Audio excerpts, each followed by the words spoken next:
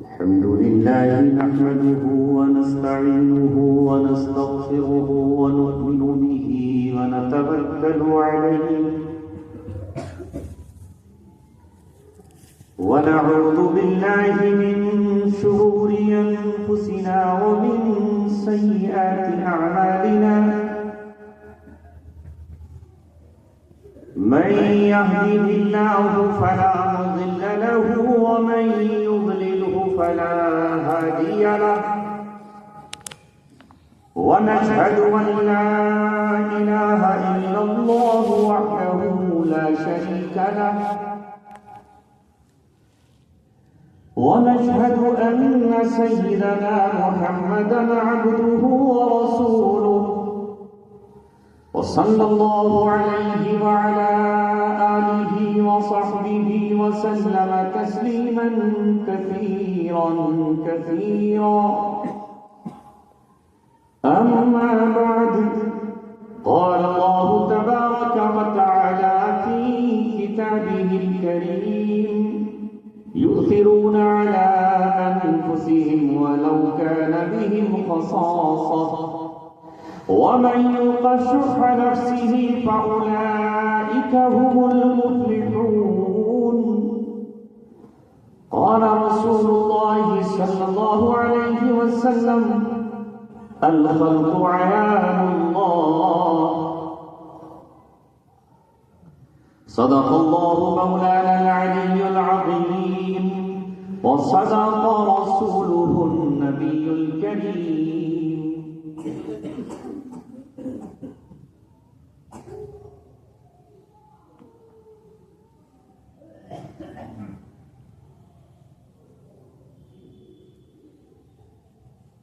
درد دل کے واسطے پیدا کیا انسان کو، درد دل کے واسطے پیدا کیا انسان کو، ورنہ طاعت کے لیے کچھ کم نہ تھے کر روکیاں۔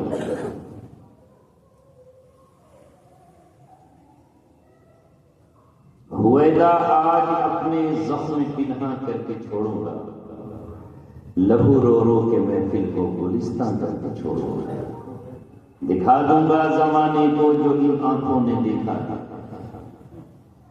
دکھا دوں گا زمانے کو جو ان آنکھوں نے دیکھا ہے، تجھے بھی مثل آئینہ حیران کر کے چھوڑوں گا۔ محترم حضرات، آج کی شب اللہ تبارک و تعالیٰ نے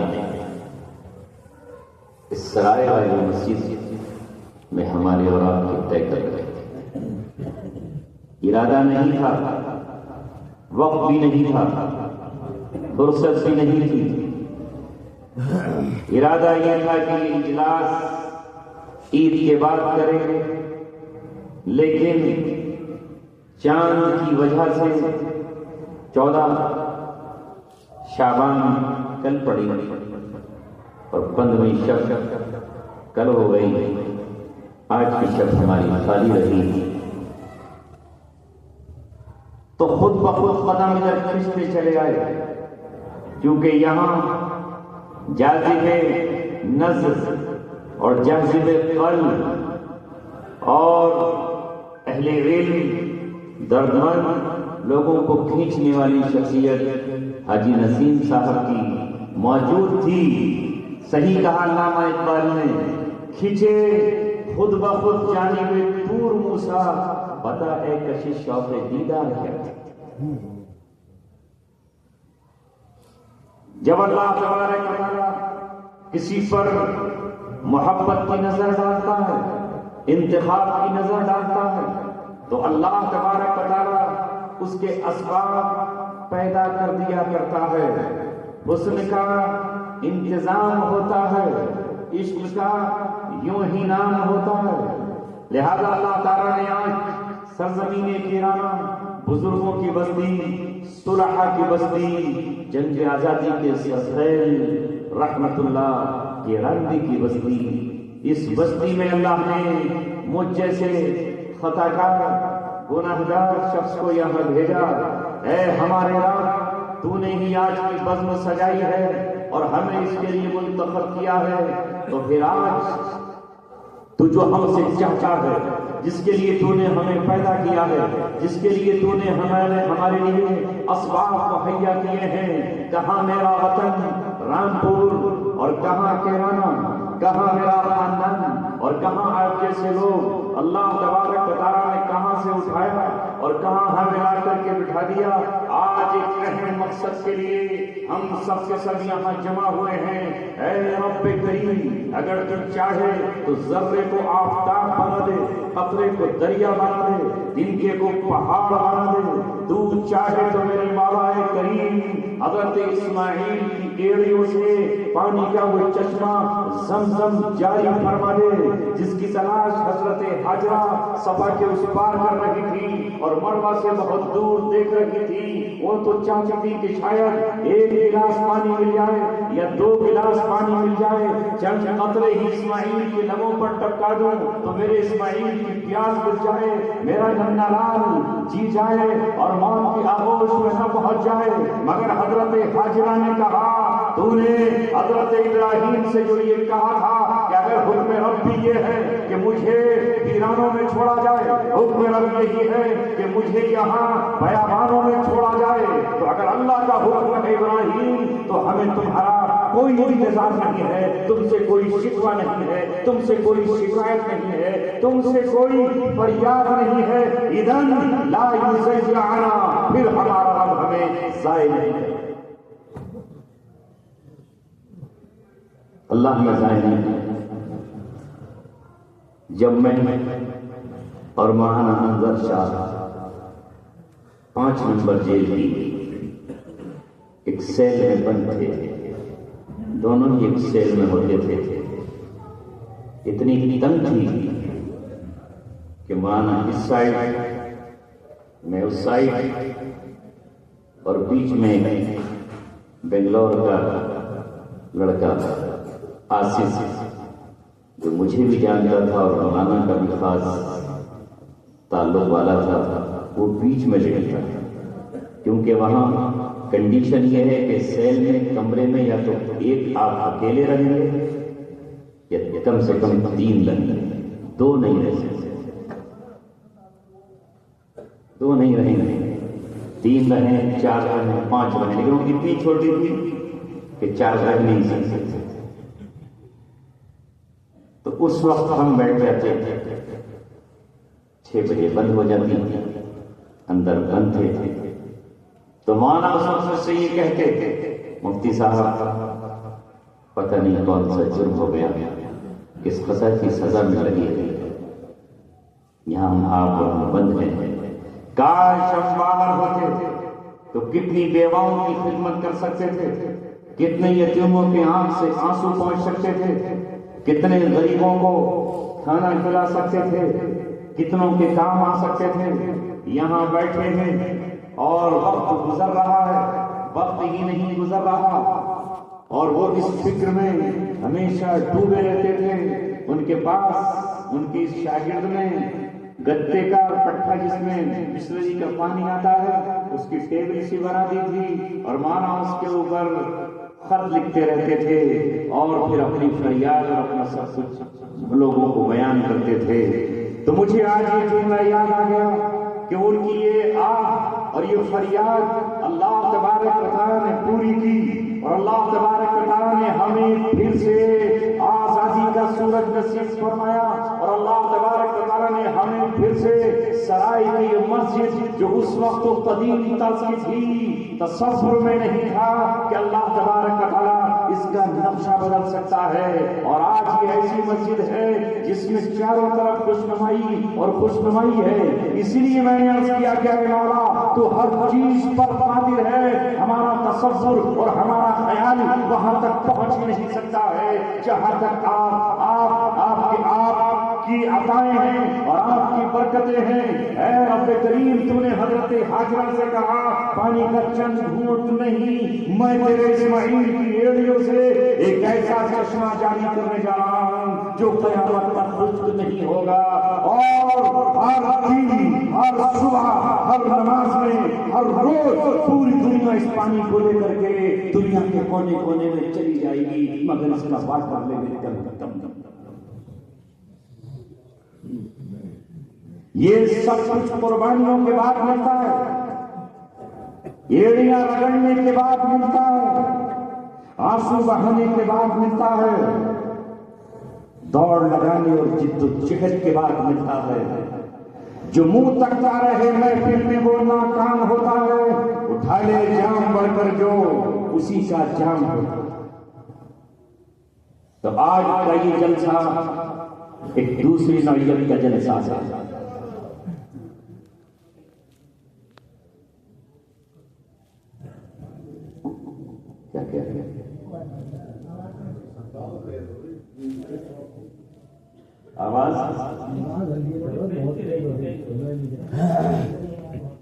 آواز صحیح سے کم کرو، مجھے تو خود اپنے منہ کی آواز اپنے کان تھوڑا سا پھنستا ہے، چار انگل کرو صحیح صحیح۔ دوسری نوعیت کیا ہے؟ میں قرآن مقدس کی آیات اور احادیث کے ساتھ ساتھ کچھ باتیں آپ سے عرض کرتے آیا ہے، اور آپ کو کیسی قوم ہم بنانا چاہتے ہیں جو قرآن کو مطلوب ہے، علموں کو پہناتے ہوئے گزری، وہ جو رہبانیت عیسائیت نے اختیار کر لی تھی، جس کی ان میں ہمت نہیں تھی کہ وہ بازاروں میں نکلتے، وہ شہروں کے باہر نکلتے اور وہاں جا کر پریشانیاں لاحق ہوتی، تو انہوں نے سوچا کہ بس اللہ کی یاد میں نکل پڑو، مصلی لیا، تسبیح لی، اور شہر کے باہر جھونپڑی ڈال کر بس اللہ اللہ کرتے رہے اور سمجھتے رہے کہ ہم بہت اچھا کام کر رہے ہیں۔ اسے قرآن نے کہا وَرَهْبَانِيَّةً ابْتَدَعُوهَا، اور انہوں نے رہبانیت کو ایجاد کر لیا۔ جیسے آج ہم کہتے ہیں کہ فلاں نے بدعت ایجاد کر لی، اس کے لیے بھی اللہ نے لفظ بدعت استعمال کیا ہے، وَرَهْبَانِيَّةً ابْتَدَعُوهَا مَا فَرَضْنَاهَا عَلَيْهِمْ، یہی ہے نا، ہم نے ان پر فرض نہیں کیا تھا۔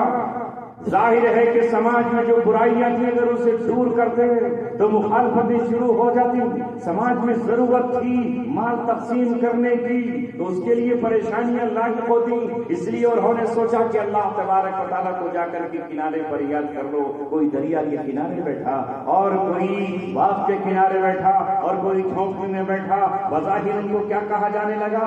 راہب۔ راہب کہتے ہیں اللہ سے ڈرنے والا، اللہ سے بہت ڈرتا ہے، اسی کا نام ہے رہبانیت، اللہ سے ڈر اور خوف۔ آج بھی تو آپ یہی سمجھتے ہو نا؟ نہیں سمجھتے؟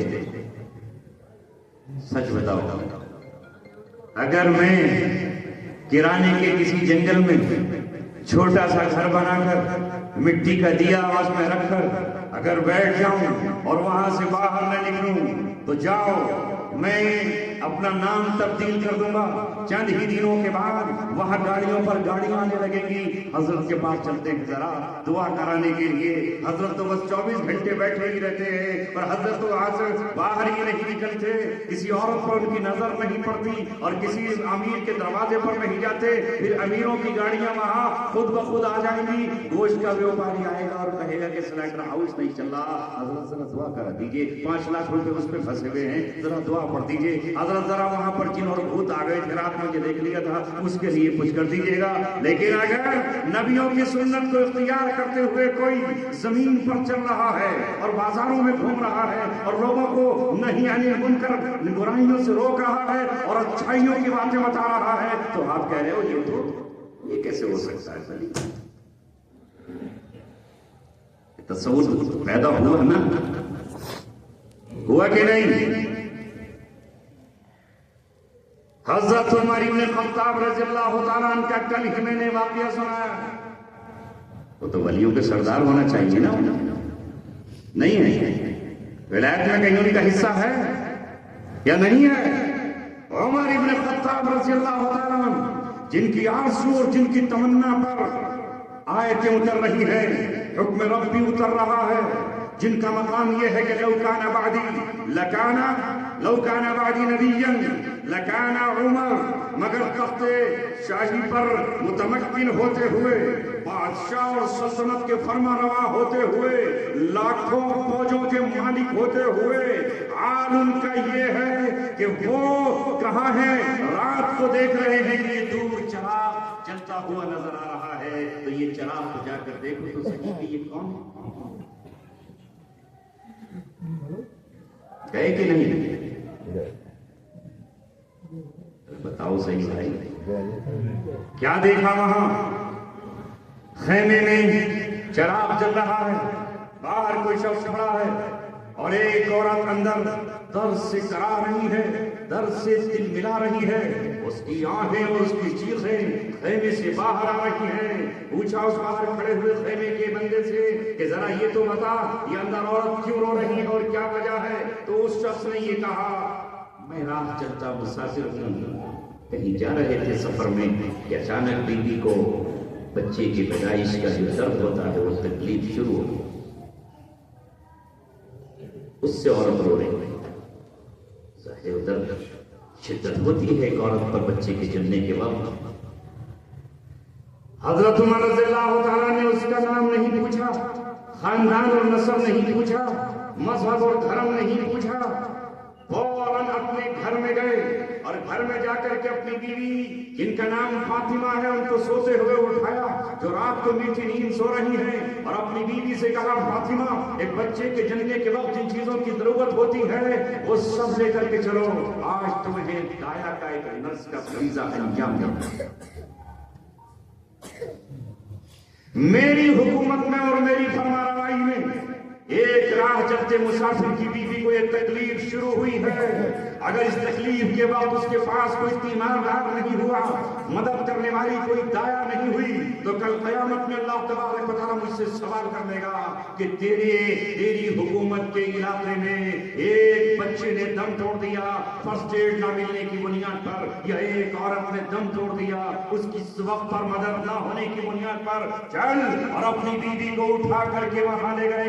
بیوی خیمے میں داخل ہوئی، اس عورت کو سہارا دیتی رہی اور بچے کے جننے میں جو کام انجام دیے جاتے ہیں جو پچھلے زمانے میں دایا کیا کرتی تھی وہ اپنے ہاتھوں سے ادا کیا، اور جب بچے کی ولادت ہوئی تو آپ کی اہلیہ باہر آتی ہیں اور باہر آ کر یہ کہتی ہیں کہ اپنے ساتھی کو خوشخبری سنا دیجیے کہ یہ ایک بچے کے والد بن چکے ہیں،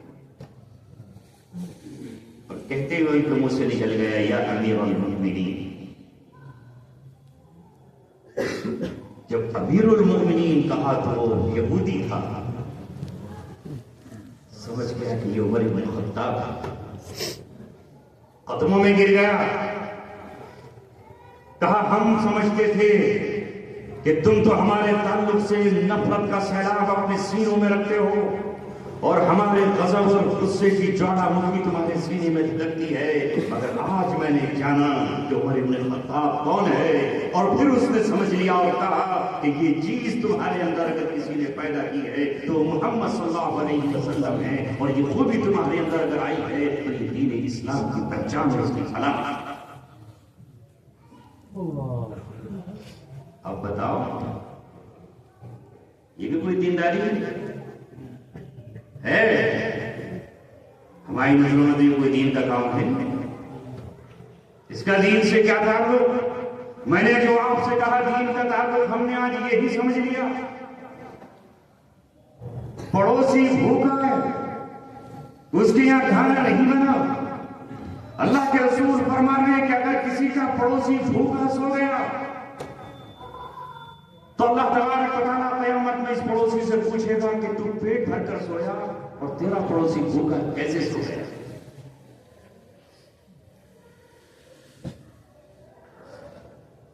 یہ اسلام صحیح معنی میں تمہیں اسلام پر چلنا ہوگا. تمہارا اور میرا منہ نہیں ہے کہ ہم دنیا کی دوسری قوموں کو اسلام کی دعوت دیں اور ڈھلورا پیٹیں کہ اسلام میں داخل ہو جاؤ. اسلام کی خوبیوں کو ہم نے اپنی زمینوں میں یا دفن کر رکھا ہے. ہم میں جو کرنا چاہیے تھا وہ ہم نہیں کر رہے ہیں. تو ہمارے پاس آئے کون؟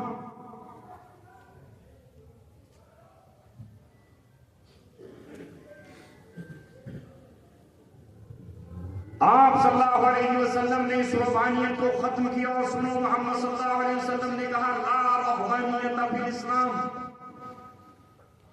رحبانیت اسلام میں نہیں ہے. خامخواہ اللہ سے ڈرنے والے ہیں. اللہ سے ڈرنے والا وہ کسی بھوکے کو دیکھ کر کے کھانا نہ کھلائے، وہ کسی پیاسے کو پانی نہ پلائے، وہ کسی یتیم کی کفالت نہ کرے، وہ کسی مریض کی عیادت نہ کرے، وہ کسی کی رشتہ دار کی موت پر تعزیت نہ کرے. جہاں تک تعلق ہے اللہ تبارک و تعالیٰ کی عبادت کا، تو اللہ تبارک و تعالیٰ کی عبادت کل کائنات کر رہی ہے. میرے اور آپ کے 2-4 مرتبہ عبادت کرنے سے اس کی تعریف و تقدیس میں کوئی فرق نہیں آئے گا.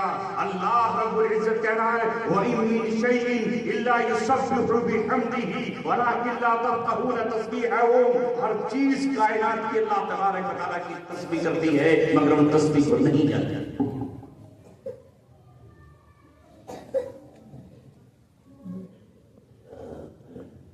دیکھو نبی پاک صلی اللہ علیہ وسلم کی سیرت. ابوبکر صدیق کیا وقار. ترانے آج ہم پڑھ رہے ہیں، کوئی حرج نہیں، پڑھیے جب موقع ملے تاکہ پتہ چلے صدیق اکبر کون ہے. مگر صدیق اکبر کی محض تعریف ہی نہیں، صدیق اکبر رول ماڈل ہے پوری دنیا انسانیت کے لیے. یہ وہ شخص ہے کہ تخت خلافت پر بیٹھا ہوا ہے اور اس سے پتہ چلتا ہے کہ فلاں جھونپڑی اور فلاں مکان میں کسی کا باپ انتقال کر گیا ہے، ماں نہیں ہے، چھوٹی چھوٹی 2 بچیاں ہیں، ان کے گھر میں بکری بندھی ہوئی ہے.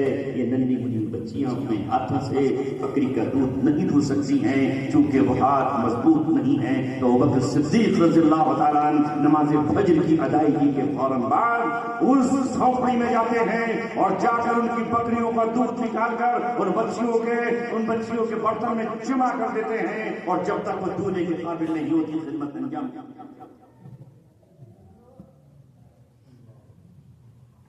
تو صدیق اکبر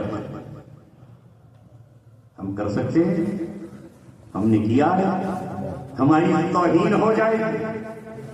یہ واقعات عمل کرنے کے لیے ہیں. عمر بن خطاب رضی اللہ تعالیٰ راتوں کو چکر لگا رہے ہیں. کیوں؟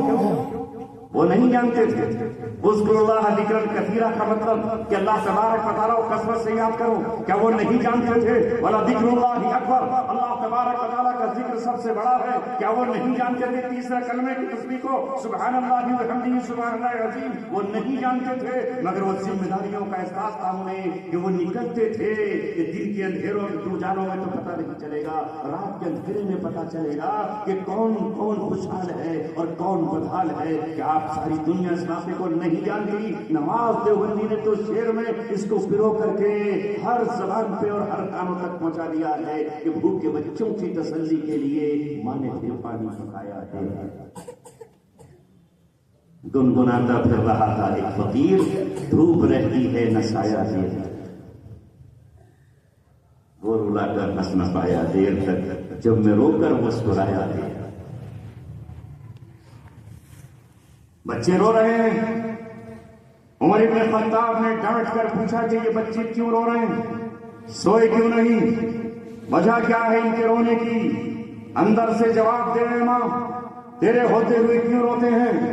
اندر سے آواز آئی او پوچھنے والے تجھے کوئی حق نہیں ہے کہ تو ہم سے پوچھے کہ کیوں رو رہے ہیں جب ہمارے امیر المؤمنین اور ہمارے بادشاہ کے وقت کو ہی اس کی فکر نہیں ہے کہ ہم کیوں رو رہے ہیں. تو کون ہوتا ہے پوچھنے والا؟ لیکن انہوں نے کہا نہیں میں پوچھ رہا ہوں، بتاؤ تو صحیح، ہو سکتا ہے میں تمہارے کام آؤں. تو اس عورت نے کہا کہ میرے پاس بچوں کو کھلانے کے لیے کچھ نہیں ہے اور انہیں پکانے کے لیے کچھ نہیں ہے، یہ مجھ سے تقاضا کرتے ہیں ماں بھوک لگی ہے کچھ تو دے دے۔ نہیں کر سکتے تم تصور ہی بات، کیونکہ آپ نے بھوک کو نہیں دیکھا، آپ نے غربت کو نہیں دیکھا۔ میرے بچوں، میں بتا سکتا ہوں تمہیں اس غربت کو۔ جب میں اپنے بچپن میں چھپر کے مکان میں رہتا تھا، سامنے گھر پر دروازے اور دیوار تک نہیں تھے، ماں ہماری چولہے پر ہانڈی چلا کر چلی جاتی تھی، اس میں گڑ ڈال دیتی تھی اور بہت پتلی پتلی بارود باریک اس میں شکر قند کے سوتے ہوا کرتے تھے، وہ ابل رہے ہوتے تھے، اور ماں پھر بھینس دھونے کے لیے چلی جاتی تھی، اور ہم بھائی بہن بلک رہے ہوتے تھے کہ ماں یہ کب تک ابلے گا، ہمیں بھوک لگی ہے۔ تو ماں کر کے اسے اٹھا کر دیکھتی اور کہتی میرے بچوں یہ تھوڑی دیر میں ابل جائیں گے، اور جب وہ آدھ ابلے ہوئے ہوتے تو پلیٹ میں نکال کر رکھ دیے جاتے، اور ہم ان کو محسوسوں کے نکال کر کے اسے کھا جاتے۔ اس لیے کہ غربت تھی، موٹی موٹی شکرقند باپ ضرورت کے لیے دوسروں کو بیچ دیتا تھا، اور ہمارے لیے وہ پتلی پتلی ہوا کرتی تھی جسے ہم دانتوں سے کھاتے۔ وہ مٹھائی کا شربت جسے ہم اوٹی کہا کرتے تھے، وہ ابلنا ہوتا تھا جسے بھینسیں پیا کرتی ہیں، لیکن ہمارے پاس دودھ نہیں تھا چائے بنانے کے لیے، تو ماں کہتی ہے تمہیں ہدیے دیتی ہوں، تو ہم ننھے منھے بھائی اسے پی لیا کرتے تھے۔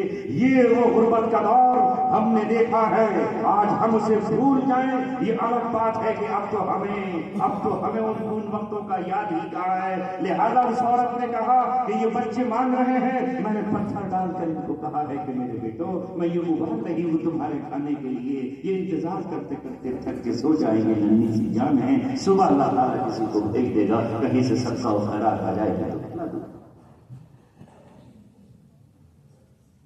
حضرت عمر یوں ہی نہیں چلے گئے چلو صبح کو آ جائے گا، گھر گئے اور جا کر اپنے غلام کو لیا، آٹا لیا، گوندنے کے لیے تمام اسباب لیے، اور اس بوجھ کو اٹھا کر جب اپنی کمر پہ رکھا تو غلام نے کہا امیر المومنین میں اٹھا کر لے کر چلوں گا، تو کہا بادشاہ تو نہیں ہے، قیامت میں سوال مجھ سے ہوگا، اللہ تبارک و تعالیٰ مجھ سے پوچھے گا کہ تیری رعایا میں چند بچے بھوکے کیوں تھے، ان کے لبوں پر آہیں کیوں تھی اور ان کی آنکھ میں آنسو کیوں تھا، وہ ماں کہاں جائے کس کے دروازے پر جائے، اور اس کے بعد دروازہ کھٹکھٹا کر کہا میں آ گیا ہوں تمہارے بچوں کے لیے کچھ لے کر، اپنے ہی ہاتھوں سے آٹا گوندھا، اپنے ہی ہاتھوں سے چولہا جلایا، اپنے ہی ہاتھوں سے پھونک ماری، اور پھونک مارتے وقت پھونکنی کو لے کر جب اس پر راکھ اور گرد اڑی تو داڑھی کو گواہ بنا کر کہا اے میری داڑھی گواہ رہنا، تو دھوئیں سے ہٹی ہے، تو راکھ سے ہٹی ہے، اور کل قیامت میں گواہی دے دینا کہ عمر پلٹ کر کہیں اور نہیں چلا گیا تھا، میں نے ان بچوں کے لیے روٹی بنائی ہے، جب وہ روٹیاں تیار ہو گئی تو اپنے ہاتھوں سے بچوں کو لقمہ کھلا کر مسکراتے ہوئے واپس اپنے گھر آئے۔ یہ تھا اسلام، یہ ہے اسلام، یہ ہے محمد صلی اللہ علیہ وسلم کی تعلیمات۔ سماج میں بھوکے لوگ ہوں اور ہم عمرے پر عمرے کیے جائیں، 1.5 لاکھ کا پیکج، 75,000 کا پیکج، 25,000، 1 لاکھ کا پیکج، اور اللہ تبارک و تعالیٰ کو تیرے طواف کی قطعاً ضرورت نہیں ہے، جس طرح بیت اللہ زمین پر ہے اسی طرح بیت معمور 7ویں آسمان پر ہے، 70,000 فرشتے روزانہ اس کا طواف کرتے ہیں، اور اتنے فرشتے طواف کرتے ہیں کہ ایک بار جس کو طواف کا موقع مل گیا دوبارہ طواف وہ نہیں کرتا۔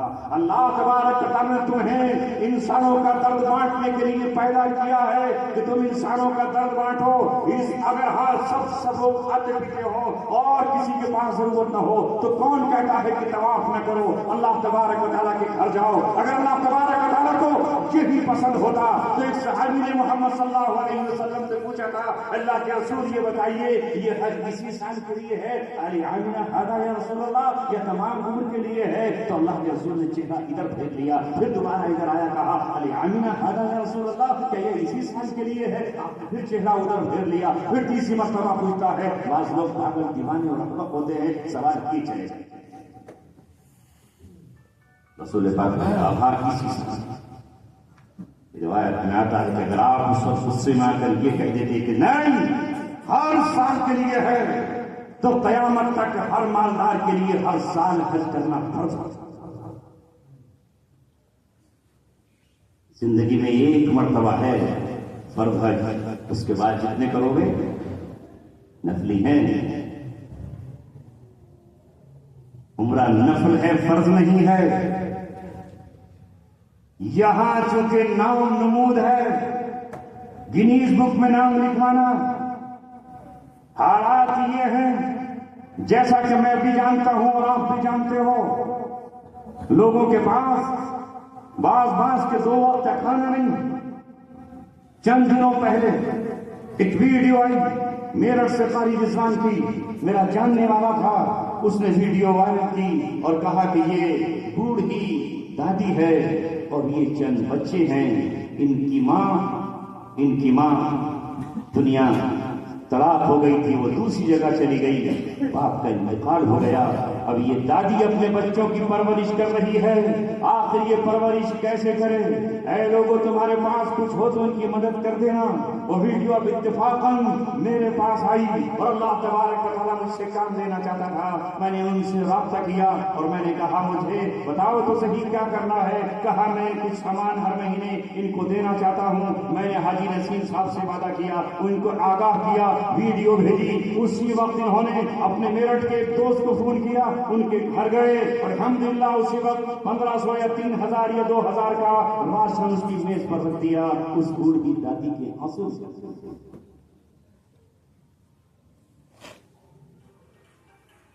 وہ کہاں جائے گی؟ کس کے پاس جائے؟ کس سے فریاد کرے؟ مسجد کے دروازوں پر بیٹھ جائے؟ یہ ثواب نہیں ہے۔ میں اس لیے درد کے ساتھ کہہ رہا ہوں کہ یہ حالات، یہ وقت مجھ پر بھی تو گزرے۔ میں زندہ تھا لیکن حیثیت مردہ کی تھی۔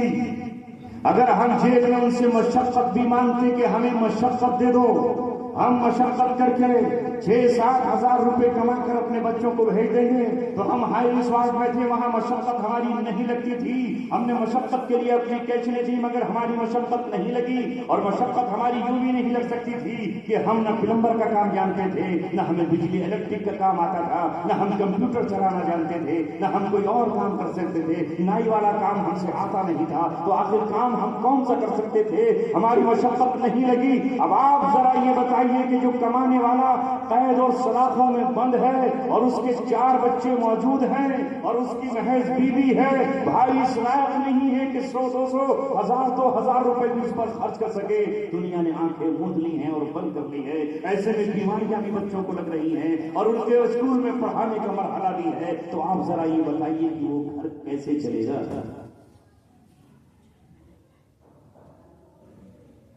کیسے چلے گا؟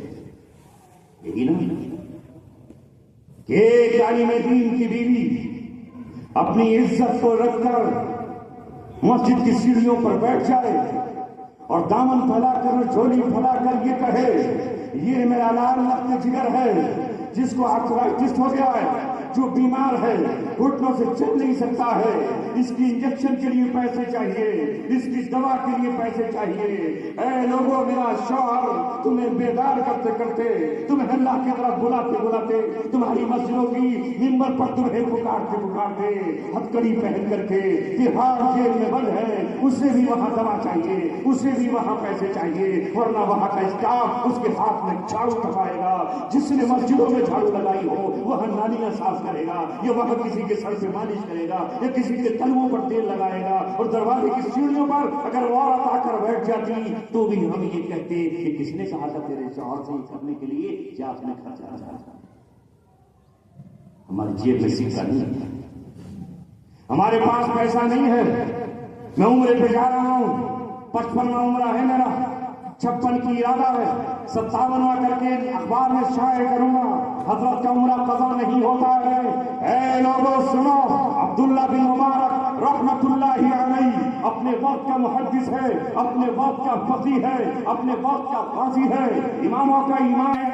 راستے میں جب وہاں پر ایک جگہ پڑاؤ پڑا تو اچانک انہوں نے دیکھا کہ دو بچیاں آئیں اور تیزی کے ساتھ انہوں نے ایک مری ہوئی مرغی کو اپنے آنچل میں اور اپنے دوپٹے میں چھپایا اور چھپا کر کے وہ ایک گھر میں داخل ہوئی۔ عبداللہ بن مبارک نے دیکھا کہ یہ سرائے ہے، جیسی تمہاری سرائے کہلاتی ہے نا، اس زمانے میں سرائے ہوا کرتی تھی مسافروں کے ٹھہرنے، ہوٹل نہیں ہوتے تھے جیسے آج ہوتے، اور سرائے میں کھانے کا انتظام ہو جایا کرتا تھا، کبھی کچھ کھانا بن جائے گا اور وہ مسافروں کو کھلایا جاتا تھا، کھانے کا دے دیا۔ عبداللہ بن مبارک کو یہ تشویش پیدا ہوئی کہ یہ مرغی اٹھا کر کے لے کر گئی ہیں بچیاں، کہیں ایسا نہ ہو کہ آنے والے مہمانوں کو، اہل ایمان کو مردہ گرایا جا رہا ہو یہاں پر۔ تحقیق کے لیے وہ دروازے پر پہنچ گئے اور دروازے کے سوراخ سے انہوں نے اندر جھانک کر دیکھا تو واقعی وہی حال تھا کہ انہوں نے جا کر اس مرغی کو اپنی ماں کے ہاتھ میں دیا۔ ماں نے اس مرغی کی کھال اتاری اور اتار کر کے اس کی پولٹیاں کرنے لگی تو عبداللہ بن مبارک نے تڑپ کر اور پکار کر کہا، او ماں یہ کیا کر رہی ہے تو؟ مردہ کو اس کے جسم سے کھال اتار کر کے کیا پکانے کے لیے چلی ہے؟ کیا تجھے پتہ نہیں ہے حرمت علیکم المیتۃ والدم ولحم الخنزیر، مردار تو حرام قرار دے دیا گیا ہے، تو حرام کو پکا کر کے کھائے گی اور کھلائے گی؟ مجھے بتا ایسا کیوں کر رہی ہے؟ اس نے کہا جا تو اپنا کام کر، جو ہماری مجبوری ہے وہ ہمیں معلوم ہے۔ پھر بھی کہا کہ نہیں ابھی رات پانچ ہوا ہے تو اسے بتانا ہوگا۔ تو اس عورت نے کہا ہم سید ہیں، نبی کے خاندان سے ہیں، خاندان ہاشم سے ہیں، رسول اللہ کے گھر سے ہیں، ہم صدقہ نہیں لے سکتے، زکوٰۃ کا مال نہیں کھا سکتے، اور قوم ہمیں صحیح مال دے نہیں رہی ہے، شوہر مر چکا ہے، 3 دن سے گھر میں پاتا ہے، میں فاقے سے ہوں، یہ بیٹیاں فاقے سے ہیں، کہاں جائیں، کس کے پاس جائیں؟ اس لیے میں نے بچیوں کو بھیجا تھا اگر کوئی مردہ جانور پڑا ہو تو اسے اٹھا کر لے آؤ، اس لیے کہ اب اپنی جان بچانے کے لیے اس کا کھانا ہمارے لیے حلال ہو گیا ہے، میں نے اس لیے میں نے اس کو پکانے کے لیے جا رہی ہوں۔ عبداللہ بن مبارک نے کہا او ماں، او بہن، پھینک دے اس مردہ گوشت کو، میں جتنا حج پر اپنے خرچ کے لیے جا رہا تھا وہ پورا کا پورا حج کا خرچ تجھے گفٹ کرتا ہوں، انعام دیتا ہوں، اور میں واپس اس بار جا رہا ہوں، حج نہیں کرتا۔ نہیں کیا، یہ سناتے ہیں نا ہم اسٹیج پر آپ کو، میں نے اپنے بڑوں سے سنا ہے، مجھے نہیں پتا کس کتاب میں لکھا، مگر میں نے سنا بڑوں سے، اپنے علماء سے، تو لکھا ہی ہوگا کسی کتاب میں، وہاں تقی عثمانی بیان کریں تو لکھا ہی ہوگا۔ وہ گھر رہ گئے اور باقی ساتھی بچے۔ جب حج سے واپس آئے لوگ تو عبداللہ بن مبارک سے کہا، عبداللہ بن مبارک تم کب آ گئے؟ پتہ ہی نہیں چلا، بن بتائے آ گئے۔ کہا کہ میں تو حج پر گیا ہی نہیں۔ جھوٹ بول رہے ہو، حج پر نہیں گئے؟ کہا میں کیوں جھوٹ بولوں گا؟ تو انہوں نے کہا کہ ہم نے تمہیں مزدلفہ میں دیکھا، ہم نے تمہیں مینا میں دیکھا، ہم نے تمہیں طواف کرتے ہوئے دیکھا، ہم نے تمہیں صفا مروہ پہ دوڑتے ہوئے دیکھا۔ کیا مذاق کر رہے ہو ہمارے ساتھ؟ ہم نے اپنی آنکھوں سے دیکھا ہے، زندہ حالت میں دیکھا ہے، خواب میں نہیں دیکھا ہے۔ کہا میں گیا ہی نہیں، کیوں مجھے وہ کر رہے ہو؟ ہر شخص اکثر یہی کہتا ہے کہ تم ہم سے آگے آگے چلا کرتے تھے اور تم وہاں سے آئے ہو تو آ کب گئے یہ بتاؤ؟ یہ راز نہیں کھلا۔ عبداللہ بن مبارک سوچنے لگے مسئلہ کیا ہے، مرحلہ کیا ہے۔ رات کو خواب میں نبی پاک صلی اللہ علیہ وسلم کو دیکھا اور انہوں نے کہا عبداللہ بن مبارک تو نے میرے خاندان کے ساتھ، میرے نسب کے ساتھ، میرے رشتے کے ساتھ جو ہمدردی کی ہے اور اپنے حج کا سارا مال اس غریب بیوہ کو دیا ہے، تو اللہ تبارک و تعالیٰ نے تیری طرف سے ایک فرشتے کو بھیجا اور یہ کہا کہ عبداللہ بن مبارک کی طرف سے تو طواف کرے گا، تو مزدلفہ میں جائے گا، تو عرفات میں ٹھہرے گا۔ اور یہی نہیں ہے عبداللہ بن مبارک، تیری وجہ سے اللہ تبارک و تعالیٰ نے اس سال کے تمام حجوں کا حج چھوڑ دیا۔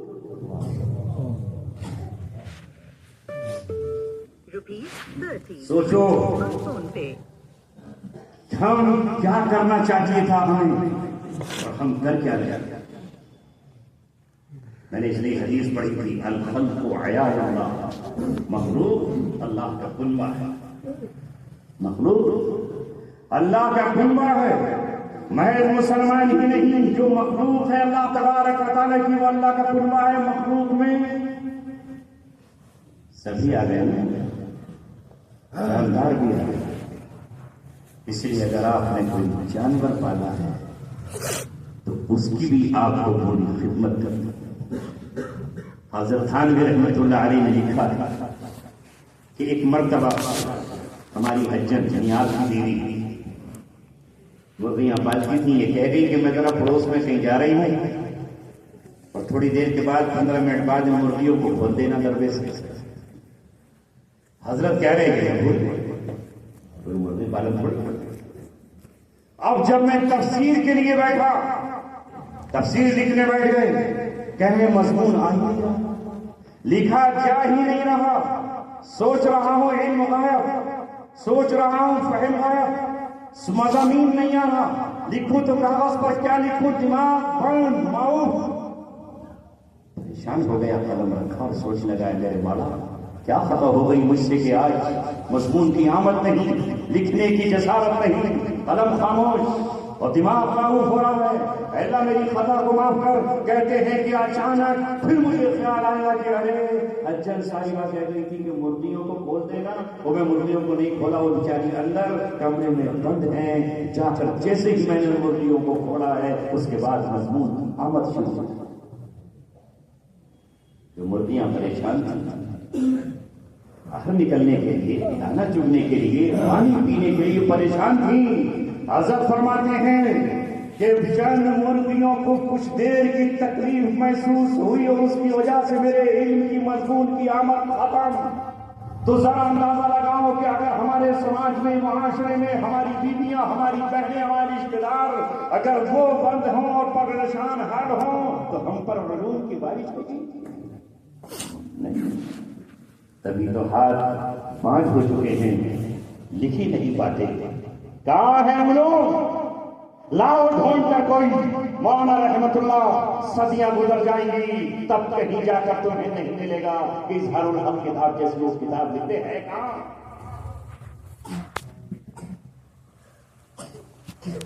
اللہ تبارک و تعالیٰ نے ہمیں کہا الخلق عیال اللہ، مخلوق اللہ تبارک و تعالیٰ کا کنبہ ہے۔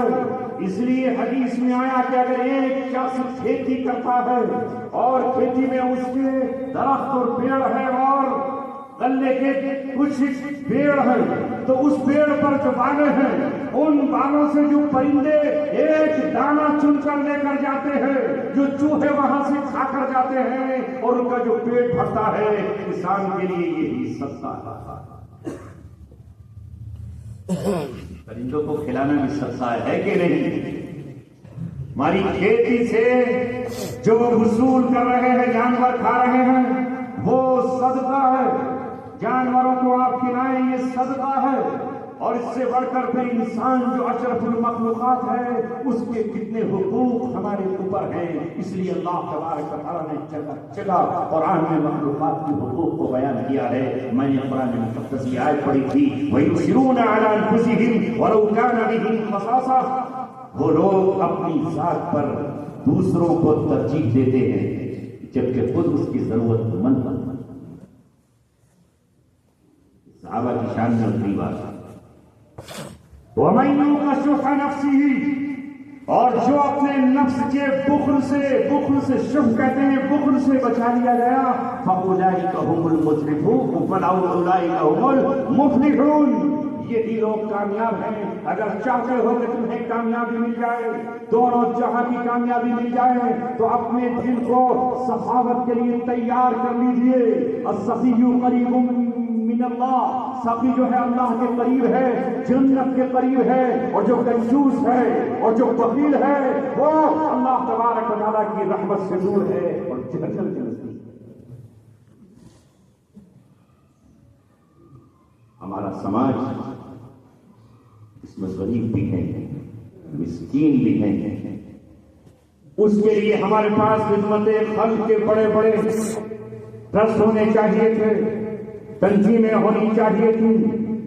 اللہ تبارک و تعالیٰ کو ضرورت نہیں کہ ہم اپنی عمارتوں پر پردے لٹکائیں، معاف کرنا، سخت بات کہہ رہا ہوں، ہماری دیواروں پر عمدہ قسم کے مخملی پردے لٹک رہے ہیں اور دوسری طرف ہماری قوم کے بچوں کو تن چھپانے کے لیے چند چیتڑے بھی میسر نہیں ہیں۔ ان دیواروں کو کپڑے پہنا کر کیا کرو گے؟ ان دیواروں کو سجا کر کیا کرو گے؟ اگر ہمارے اپنے سماج میں کچھ لوگ بھوکے ہیں تو تم پیٹ بھر کر کھا کیسے سکتے ہو؟ ہمارے چند بچے ہیں جو پڑھنا چاہتے ہیں، آگے بڑھنا چاہتے ہیں، اپنی ماں کے پیٹ سے ترقی کے خواب لے کر آئے ہیں، مگر ہمارے ان کے پاس اسکولوں میں پڑھنے کے لیے فیس نہیں ہے، پیسہ نہیں ہے، کتابیں نہیں ہیں اور ڈونیشن فیس دینے کے لیے کچھ ہم اپنی قوم کو آگے نہیں بڑھا سکتے۔ بیٹھ کر کے حکومت کا رونا روتے رہے، اس نے یہ کر دیا، اس نے وہ کر دیا، وہ یوں کر رہا ہے۔ اللہ کے رسول صلی اللہ علیہ وسلم نے آپ سے کیا کہا؟ اس ملک میں مثال دے رہا ہوں، کہاں تھے دلت؟ کہاں تھے؟ انہیں چھو دیا تو ناپاک ہو جاتا تھا، انہوں نے کھڑا چھو دیا تو پھوڑ دیا جاتا تھا، بستر پر بیٹھنے نہیں دیا جاتا تھا۔ جوتے صاف کرنے اور گندگی صاف کرنے کا کام ان کے کاندھوں پر سپرد کیا گیا تھا، مگر جب انہوں نے انگڑائی لی اور قلم اپنے ہاتھوں میں تھاما اور کوشش ہی نہیں، اللہ کے رسول صلی اللہ علیہ وسلم نے دین کی تعلیم کے ساتھ علم سے نہیں روکا۔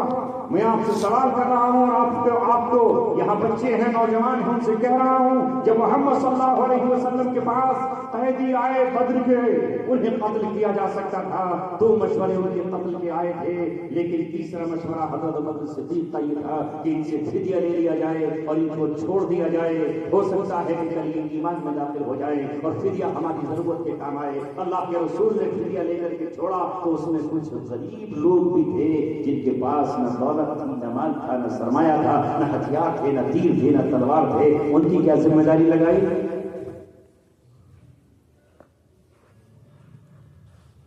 بند کر دو بھائی سے، ٹن ٹن ٹن ٹن ٹن ٹن ٹن، مسجد بھی محفوظ نہیں۔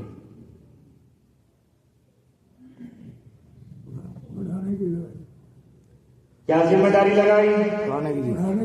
جی پڑھانے کی۔ کیا کہا؟ جو مال خرچ نہیں کر سکتے وہ ہمارے 10 بچوں کو یا 10 لوگوں کو تعلیم دے دیں، اور ذمہ داری کے ساتھ کہہ رہا ہوں کہ یہ جو لوگ تھے یہ مسلمان نہیں تھے، انہوں نے قرآن تو پڑھا نہیں ہوگا، ظاہر ہے کہ جب وہ قرآن پر ایمان نہیں لائے تو قرآن تھوڑی پڑھا ہوگا انہوں نے، وہ محض لینگویج بھی تو جانتے تھے، عربی زبان لکھنا یا پڑھنا جانتے ہوں گے، تو آپ صلی اللہ علیہ وسلم نے اس لینگویج کو جو ان کی مادری زبان تھی پڑھانے کے لیے ان کی ڈیوٹی لگائی، 10 لوگوں کو پڑھا دو اور جاؤ، تمہیں آزادی مل جاتی ہے۔ یہ ہے پیغام محمد صلی اللہ علیہ وسلم کا، لقد کان لکم فی رسول اللہ اسوۃ حسنہ، تمہارے نبی کی زندگی میں بہترین نمونے موجود ہیں۔ ہمارے حاجی نسیم صاحب، آج ان نوجوانوں کو دیکھ کر میری آنکھوں میں آنسو ہے۔ بظاہر ہی آپ کے نزدیک دیندار ہیں، ان میں تو کچھ وہ ہیں جن کے چہرے پر داڑھی ہیں، سڑک پر بیٹھنے والے، اپنی دکان چلانے والے، مگر اس 1 سال میں انہوں نے 2024 میں 10 لاکھ سے زیادہ روپے جمع کیے اور جمع کر کے غریبوں میں، مسکینوں میں، کمزوروں میں تعلیم کے لیے، گھر بنانے کے لیے۔ ایک بیوہ ہے اور وہ بیوہ کے پاس ٹوائلٹ نہیں ہے اور اس کے پاس بیت الخلا نہیں ہے، اپنے پڑوس میں جا کر کے بیت الخلا میں وہ جاتی ہے، اس نے فریاد کی کہ میں دوسروں کے گھر میں جاتی ہوں۔ اے مسلمانوں، اس کرانے میں نہ جانے کتنے امیر ہوں گے جن پر سود کی رقم ہی ہزاروں میں بیٹھتی ہوگی، اگر وہ سود کی رقم ہی اس غریب پر پہنچا دیتے تو اس کا سوال نہیں بن جاتا؟ ہے فکر؟ نہیں ہے فکر، بنوا کر دیا مکان، ذرا ہم گزار کر دیکھیں، خیمے میں ایک رات، چھپر میں گزار کر دیکھیں، برسات کی ایک نائٹ، لو میں گزار کر دیکھے ذرا ہم، کپڑوں کے اندر اپنی زندگی نہیں تھا۔ حاجی جی نے کیرل کے لوگوں سے کہا اس بیوہ کا گھر بنا دو، وہ کہاں سے بنائے گی؟ اسے مزدوری کون دے گا؟ وہ سڑک پر کیا بیچے گی؟ بچہ جوان ہو تو بیچ لے گا۔ ہاں مجھ پر گزری ہے یہ شام، مجھ پر گزری ہے یہ گھڑی۔ جب میں چلا گیا اپنے گھر سے تو میری بیوی پریشان تھی اور اس کے قدم ایسے کانپ رہے تھے جیسے چھری کو دیکھ کر کے کوئی بکری کپکپاتی ہو۔ اب کیا ہوگا میرا؟ اس وقت میرا بیٹا انٹر کلاس پڑھ رہا تھا، امتحان نہیں ہوا تھا، تو اس نے اپنی ماں سے کہا ماں گھبرانے کی ضرورت نہیں ہے، اگر کچھ بھی نہیں ملا تو میں کوچنگ کر کے اور ٹیوشن پڑھا کر کے اپنا گھر بھی چلاؤں گا اور اپنے ابو کے لیے بھی ملاقات پر پیسے۔ وہ وقت یاد رکھا ہوں تو آنسو رکنے کا نام نہیں لیتے، مگر جنہیں ہم نے کچھ بھی نہیں سمجھا وہ دروازے تک آئے اور انہوں نے مدد کی اللہ تبارک و تعالیٰ کے یہاں وہ لکھ لیا گیا جن کو آپ نے زکوٰۃ جمع کرنے کا ٹھیکہ دیا ہوا ہے، وہاں سے کچھ نہیں آیا۔ جو آپ کے دروازوں پر آتے ہیں اور آپ سے آ کر کہتے ہیں کہ زکوٰۃ ہمیں چاہیے، تو آپ یہ کیوں نہیں پوچھ لیتے کہ زکوٰۃ کے مصرف کیا ہے؟ ذرا ہمیں بتا تو دیجئے۔ آج آپ کی موجودگی میں اس تنظیم کی برکت سے میں آپ کو یہ کہہ رہا ہوں کہ زکوٰۃ کا مصرف ایک قیدی بھی ہے، اور جس کے کاندھوں پر قرضوں کا بوجھ ہے وہ بھی ہے قرضے سے، اس کا قرضہ بھی زکوٰۃ کی رقم سے ادا کرایا جا سکتا ہے۔ اس میں پہلا فقیر بھی ہے، دوسرا مسکین بھی ہے۔ اسلامی نظام میں زکوٰۃ وصول کرنے والے بھی ہیں، اور دلوں کو جوڑنے کے لیے غیر مسلموں یا نو مسلم کو بھی زکوٰۃ دی جا سکتی ہے، اور فی سبیل اللہ زکوٰۃ خرچ کی جا سکتی ہے۔ اس میں علماء کا اختلاف ہے کہ فی سبیل اللہ میں کون آئے گا، وہ اپنی سبیل اور مسافر بھی ہیں، اور مسافر بھی ہیں۔ آپ نے کبھی پوچھا کہ ہم نے جو 1.5 لاکھ کی زکوٰۃ آپ کو دی ہے، آپ اس قیدی کو دے کر آئے جو کبھی ہمارے دروازوں پر آیا کرتا تھا ہمیں بیدار کرنے اور جگانے کے لیے؟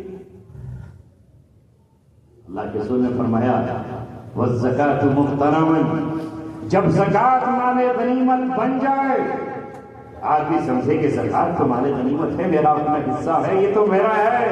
والزکاۃ محترما، جب زکوٰۃ مال غنیمت سمجھ لی جائے تو سرخ آندھیوں کا انتظار کرو، پھر سرخ آندھیاں آئیں گی، اور سرخ آندھیوں کا مطلب نہیں ہے کہ سرخ رنگ کی ہوا ہوگی، سرخ آندھیوں کا مطلب یہ ہے کہ قتل خون اور خون زمین پر ہونا شروع ہو جائے گی۔ یہ زکوٰۃ ان کا حق ہے، وصول کرنے والے کا حق نہیں ہے۔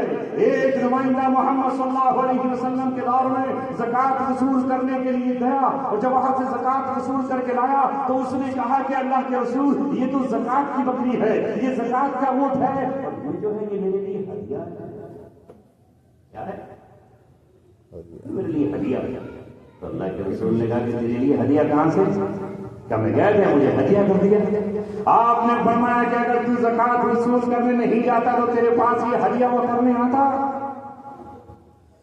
زکوٰۃ دینے گیا تو دے دیا گیا نا، تو اسے نہیں لے سکتا، اسے خرچ نہیں کر سکتا، اسے آپ نے نہیں لینے دیا، اب تو معاف فرمائیے۔ وجہ یہ ہے کہ جب امانت دار کے سپرد نہیں کی جائے گی تو پھر زمین اور آسمان کا توازن بگڑ جائے گا، کچھ گھروں میں فاقے ہوں گے اور کچھ کے یہاں دسترخوانوں پر نعمتیں سڑ رہی ہوں گی اور کچھ سے اٹھا کر پھینک جا رہی ہوگی۔ یہی تو توازن کا بگاڑ ہے۔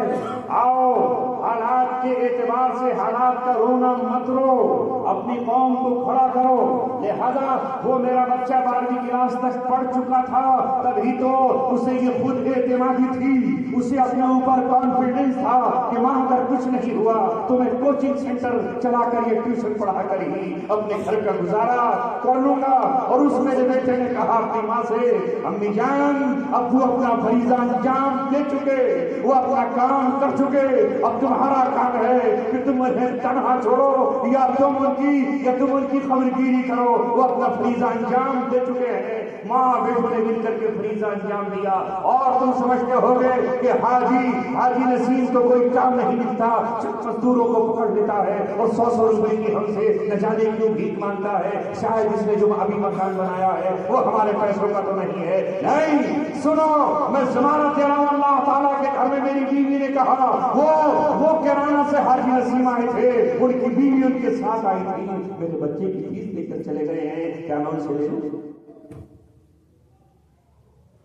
یہ وہ لوگ نہیں ہیں جو بورڈ لگا کر کے تجارت کریں، یہ وہ نہیں ہیں جو اخباروں میں چھاپ کر کے کریڈٹ حاصل کریں، یہ وہ نہیں ہیں جو فوٹو کھینچیں اور کسی کی رسوائی کرے۔ کچھ پیسے ایک صاحب 10,000 روپے سورت سے مجھے دینے کے لیے ایک عالم دین نے بھیجے تھے، آئے اور وہ آ کر کے انہوں نے میرے بھائی کی موجودگی میں دیے، اور جب میری بیوی نے ہاتھ آگے بڑھایا تو وہ فوٹو کھینچنے لگے، تو پھر میرا چھوٹا بیٹا جو اس وقت نابالغ تھا غیرت سے تڑپ اٹھا اور انہوں نے یہ کہا، نہیں، امی کے ہاتھ میں جو تم رقم دے رہے ہو اس کا فوٹو ہم تمہیں نہیں کھینچنے دیں گے، نہیں کھینچنے دیں گے۔ اس نے موبائل کھینچ کر کے وہ فوٹو کلک۔ میرے ساتھ گزر سکتا ہے تو پھر ان کا کیا ہوگا جن کے پاس زبان کی؟ اس لیے ضرورت ہے اپنی رقم امانت داروں کے سپرد کرو۔ ایک حدیث میں نے سنائی اور آج پھر سنا رہا ہوں، رسول اللہ نے فرمایا ایک ایسا وقت آ جائے گا لوگوں پر آئیں گے، یاتی علی الناس یا سیاتی علی الناس، کچھ الفاظ اس طرح ہیں، سناتن خدعاتن، دھوکے کے ساتھ کیا آئیں گے؟ دھوکے کے ساتھ۔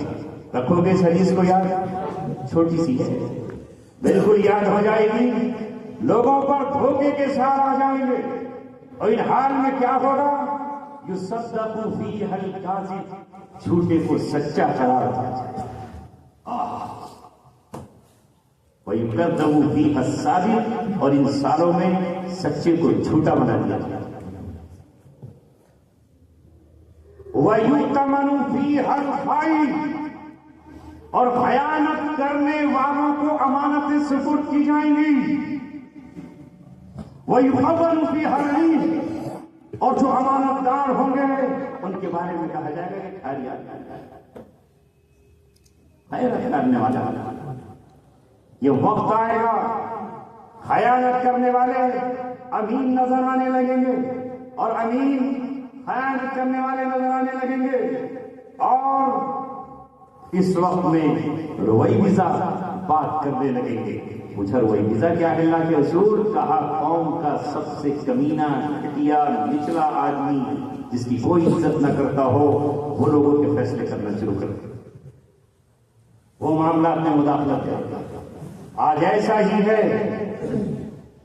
یہ بات میں آپ کے سامنے اس لیے عرض کر رہا ہوں کہ حاجی صاحب نے یہ کہا کہ ہم نے ایک بچے کو الحمدللہ پڑھایا، اور وہ آج کوچنگ سینٹر چلا رہا ہے، دوسروں کو پڑھا رہا ہے، اور اپنی کمائی میں مال بھی خرچ کر رہا ہے اور دوسروں پر بھی دے رہا ہے۔ ہمیں اپنی قوم کو اوپر اٹھانے کے لیے ان سے یہ کہنا پڑے گا کہ تم ایک اچھے تاجر بنو۔ جب یہ تاجر ہوں گے تو اس تاجر ہی کی زکات سے ہی تو غریبوں کی کفالت ہوگی۔ یہ خود بھیک مانگ رہا ہوگا تو دوسروں سے کیا ہوا؟ ایسے بچے بھی تیار ہو گئے پچھلے میرے پیچھے ان سالوں میں کہ بعض پولیس میں بھرتی ہوئی، بعض ڈاکٹر کی منزل تک پہنچ گئے۔ چند دنوں پہلے میں آیا تھا تو نام پتہ نہیں آپ کیا کہیں، یہیں ایک صاحب ہیں ہمارے بڑے بڑے، نام نہیں لے رہا، کسی کی رسوائی نہیں کر رہا۔ میں نے پوچھا آپ کا بیٹا کیا کیا؟ کہا اس نے انٹر کر لیا۔ میں نے کہا آگے کیوں نہیں پڑھایا؟ کہا رقم اور پیسہ نہیں تھا۔ میں نے کہا وہ کرا دیتے ڈی فارما یا ڈی فارما، کہا اس کے 70-80 ہزار روپے سالانہ جاتے ہیں، میں 70-80 ہزار روپے کہاں سے اس کو دیتا؟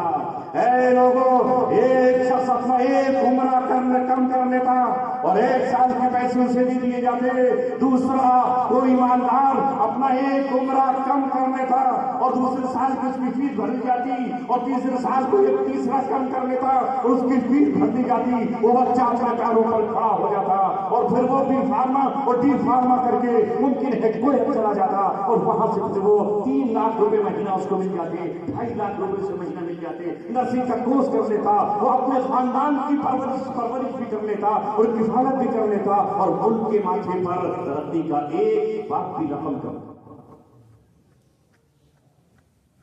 یہ تبدیلیاں اپنے اندر لے کر آؤ۔ اسی بیداری کے لیے میں آپ کے سامنے حاضر ہوا ہوں۔ یہ مت سوچو کہ جو میں کر رہا ہوں بس یہی دین کا کام ہے اور کوئی دوسرا کام دین کا کام نہیں ہے۔ میرے نبی نے دنیا کو بھی دین کا کام بتایا ہے۔ تم سمجھتے ہو کہ یہ ڈاکٹر تو اسلام کے بالکل قریب تک نہیں ہے، کیا تمہارا نبی محمد صلی اللہ علیہ وسلم ڈاکٹر نہیں ہے؟ اگر وہ ڈاکٹر نہیں تھا تو پھر حدیث کی کتابوں میں کتاب الطب کیوں ہے؟ صرف کتاب الصلاۃ ہونی چاہیے تھی، بس نماز کا ذکر نماز کا ذکر۔ کتاب الطب کیوں ہے؟ کرونجی کا ذکر کیوں ہے؟ کیوں شہد کا ذکر ہے؟ کیوں اجوائن کا ذکر ہے؟ کیوں دواؤں کا ذکر ہے؟ پچھلیاں کیوں لگوائیں محمد صلی اللہ علیہ وسلم نے؟ کیا یہ ڈاکٹری کا پیشہ نہیں ہے؟ زخم آئے تو ٹانکے کیوں لگائے گئے؟ اب ہم یہ سمجھتے ہیں کہ یہ دین کا کام نہیں ہے۔ بس میں جو بیٹھا ہوا کر رہا ہوں یہی دین کا کام ہے۔ اپنی فکروں کو بدل لو اور اپنی سوچ کو بدل لو۔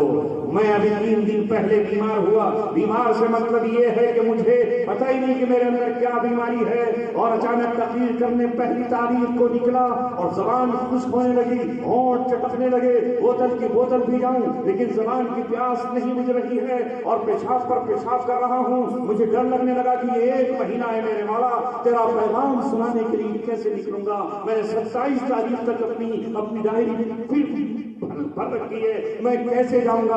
اچانک میں نے ڈور پہنچا، میں نے شکایت کی کہ مجھے یہ تکلیف ہے۔ ایک بچہ بھی OMS کیے ہوئے تھا، کہا حضرت میرا بھائی ڈاکٹر ہے اور میرا ایک دوست ڈاکٹر ہے، میں آپ کو دوا لا کر دیتا ہوں۔ اس نے ڈاکٹر سے جا کر کہا، عشاء کی نماز سے پہلے وہ آئے اور آ کر کہا حضرت بس آپ کا بلڈ اور خون لینا ہے، وہ پہلے ہم ٹیسٹ کر لیں اور چیک کر لیں کہیں آپ کو شوگر تو نہیں ہے۔ میں نے کہا شوگر نہیں ہے، کہیں پھر بھی ہم ٹیسٹ کر لیتے ہیں، اس کے بعد دوا تجویز کریں گے۔ اگلے دن انہوں نے دوا تجویز کی اور انہوں نے ٹیسٹ کیا۔ اس ٹیسٹ میں بس یہی آیا کہ آپ کے اندر تھوڑی سی نمک کی کمی ہے۔ میرا بیٹا بھی اس میں آپ کا حصہ شامل ہے۔ نہ جانے حاجی صاحب نے کسی سے 100 روپے، کسی سے 200، کسی سے 50، کسی سے 10 لیے ہوں گے اور اس کی پڑھائی میں انہوں نے حصہ لیا۔ ہر جزاء الاحسان الا الاحسان۔ میں یہ نہیں کہتا کہ وہ خود بخود ایسے ہی اپنی قوت اور طاقت سے ہو گیا، وہ کہاں رہتا۔ لہذا اس میں آپ کے کرانہ کا حصہ شامل ہے ایک ڈاکٹر بنانے میں۔ میں نے وہ رپورٹ اپنے بیٹے کو بھیجی تو اس نے کہا کہ ابو بس کچھ نہیں ہے، تھوڑا سا نمک میں اضافہ کر لیجئے، یا وہ ORS کی جو پیکٹ آتا ہے وہ لے لیجئے۔ اللہ کا شکر ہے 3 دن کے بعد وہ پیاس بھی ختم ہو گئی، وہ کانٹے بھی ختم ہو گئے۔ تو وہ جو بچے ڈاکٹر دوڑتے ہوئے آئے تھے اور میرے احترام میں کھڑے ہوئے تھے، کھول لے کر گئے تھے، انہوں نے دین کا کام نہیں کیا۔ اس دیندار کو جو پیاس لگ رہی تھی وہ انہوں نے ٹیسٹ کر لیا، لیب والے نے پیسہ نہیں لیا اور انہوں نے آنے کی کوئی قیمت نہیں دی۔ ہمیں اپنی قوم کے لیے، انسانیت کے لیے اور ملت کے لیے اس طرح تیار ہونا ہے۔ ہمیں ہر ایک سے محبت کرنی ہے۔ کالج کا پڑھنے والا بھی ہمارا بھائی ہے اور مدرسوں میں پڑھنے والا بھی، ورنہ آنے والے وقت میں تم تباہ کر دیے جاؤ گے۔ وہ